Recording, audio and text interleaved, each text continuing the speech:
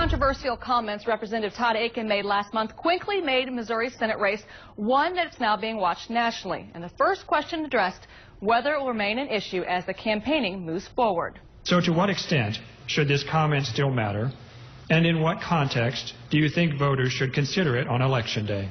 The man who made the comment had to answer first. After saying he'd already discussed and apologized for the comment, he jumped right into his agenda, claiming government is too involved and blaming the Senate for making the problems worse.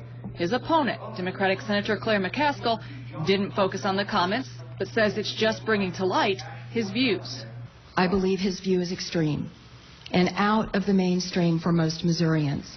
Her campaign, as you mentioned, has focused that she is on the middle. He is focused that she's not. So they stay true to those lines in that way. When answering every question, McCaskill pointed out how Akin voted in the House on the issue, or the views he has that's related to the questions, not missing a chance to point out, as she calls it, extreme conservative views, and how those views would cause even less to get done in the Senate.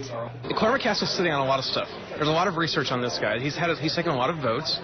He's taken some contrasting votes, some votes that maybe don't line up with what Missouri Republican voters thought they were getting. So this hasn't been aired out yet in public. Akin didn't call McCaskill out by name as much, but stuck with his notion the problem remains the Senate as a whole. What happens when we send bills to the Senate? They die. The budget sat in the Senate and died.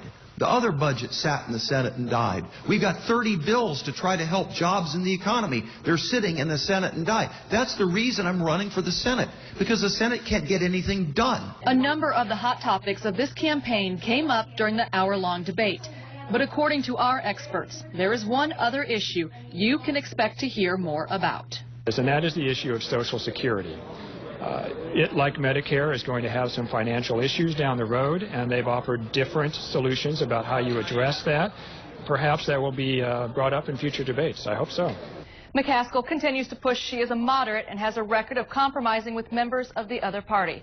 Akin disagrees that she's in the middle, but doesn't argue that he is right-winged. Ryan?